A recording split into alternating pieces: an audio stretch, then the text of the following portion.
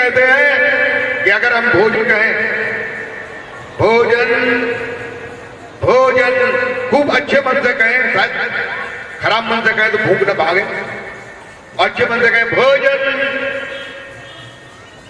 भोजन, अभी हमारा पेट नहीं भरा। पानी, ठंडा जल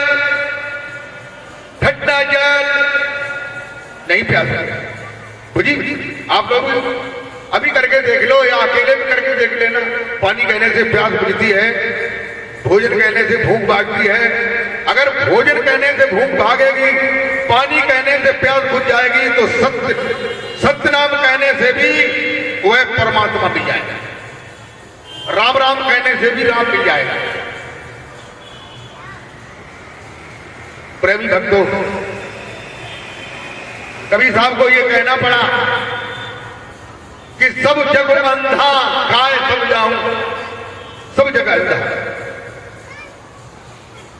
नहीं बताया। तुलसीदास थोड़े से डरा करके उन्होंने कहा कि तुलसी या संसार को भयो मोतिया बिंद, लेकिन कबीर साहब ने तो ये बताया कि सब जग अंधा। अब बताइए, एक आदमी से कहो अंधा तो वो लड़ जाएगा जिसके आंखें और दिखाई दे रहा हो। उन्होंने सब जगह अंधा बता दिया तो सारी दुनिया के लोग जो है, तभी तो कबीर को लोग कम मानते हैं, लेकिन ये नहीं जानते हैं कि कबीर ही संसार में, कबीर ही एक सदगुरु थी और कबीर ही एक सदगुरु है। हर युग में कबीर साहब आते हैं। बोल जयकारा बोल मेरे श्री गुरु महाराज की जय। दुनिया में जब असत्य छा जाता है, कैसा असत्य छा जाता है, आप लोग देख रहे हैं, असत्य छा जाता है। लोग असत्य पर, अज्ञान पर, अविद्या पर चलने लगते हैं, ढेर संत का बना करके, लेकिन असत्य पे चलते हैं, लोगों को ठगते हैं, अपनी विषय और वासनाओं की हवस पूरी करते हैं, भोले भोले जीवों को फंसा लेते हैं। बताइए कैसे जीव का कल्याण होगा और कैसे उन महात्माओं का कल्याण होगा। कहते हैं किसका गुरु है आंधरा, आंधरा माने अंधा। कबीर साहब ने तो सब अंधे बताए। कबीर साहब ही कहते हैं कि किसका गुरु है आंधरा, कहो कहां ले जाए, और अंधी अंधा ठेलिया दोनों कूप गिराए। अरे कोई आदमी अंधा हो,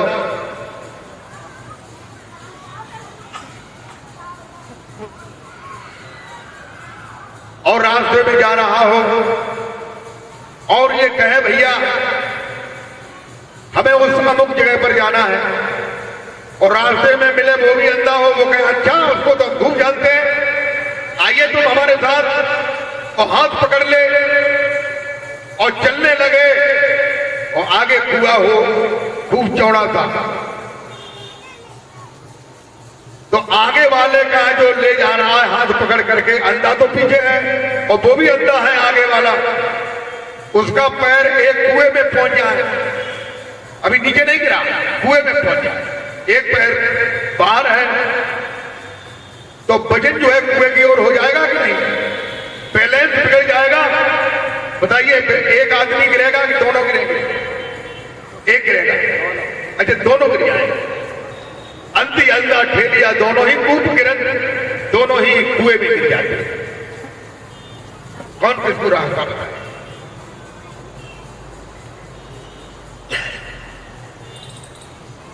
कबीर साहब कहते हैं कि सब जग अंधा काय समझाऊं, अरे एक हो ताय समझाऊं,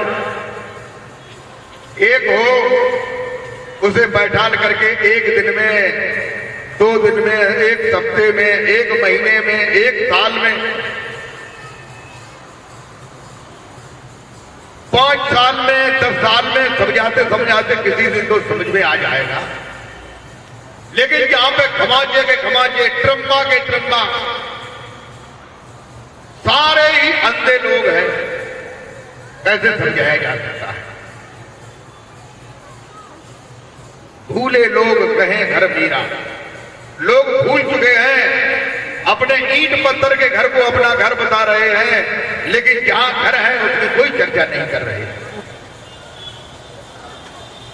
प्रेमी भक्तों,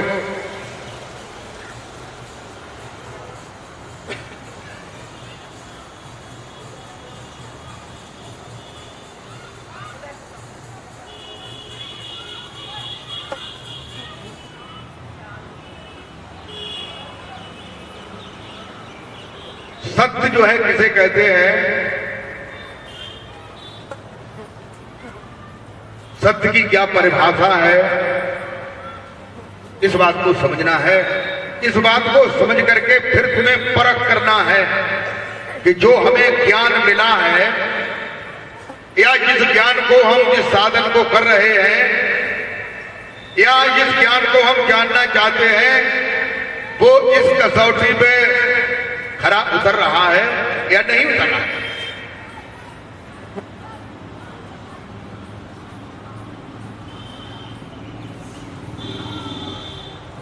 तो सत्य कहते हैं जो जैसा पहले था, पहले कब था? शुरुआत में, जब सृष्टि भी नहीं थी तब था, और आज भी है वर्तमान समय में, और वैसा ही आगे अनंत तक, अनंत कहते अनंत, तन तन तन तन तन तन तन तन तन तन तन तन तन तन, यानी खत्म ही नहीं होता है। यानी जो पहले भी था, आज भी है, आगे भी रहेगा। ऐसा क्या है? ऐसी कौन चीज है, ऐसा कौन नाम है, ऐसा कौन सा नाम है जो पहले था? ये जितने भी नाम जिनको हम जप रहे हैं, ये सभी नाम आदमी ने बनाए, किताबों में लिखे, उन्हीं को हम जप रहे हैं, कह रहे हैं, उन्हीं से हम भवसागर पार होना चाहते हैं। और ये जितने भी नाम हैं, जब तुम्हें काल मारेगा, काल मारेगा कि नहीं? ऐसा तो नहीं कोई यहां ऐसा बैठा हो जिसे काल न मारे। अच्छा है कोई ऐसा है? चलो कोई ऐसा हो तो हमें बताना, बाद में बता देना कि हमें काल नहीं मारेगा।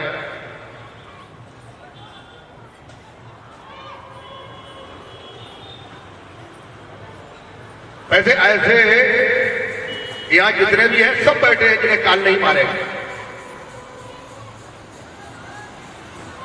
और ऐसे सब बैठे हैं जिन्हें काल मारेगा।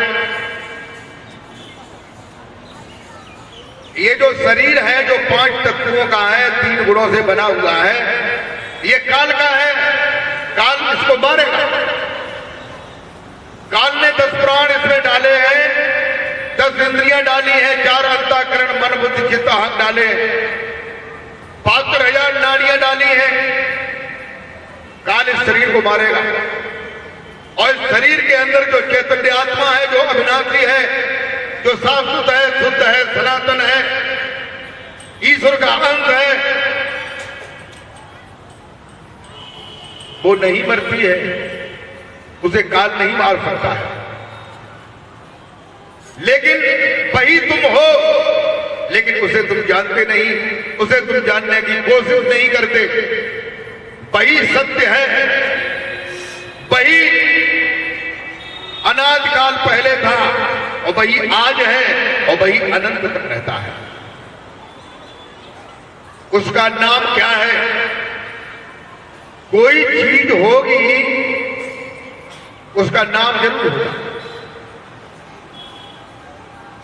उसका नाम है। देखो ये जीव सतलोक से आया है,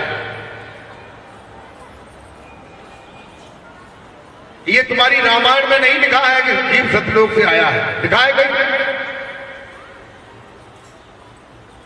और ना अगर समझ में आए तो फिर देखना, कोई बात नहीं। रामायण में ये लिखा है कि ईश्वर अंश जीव अविनाशी, चेतन अमल सहज सुख राशि।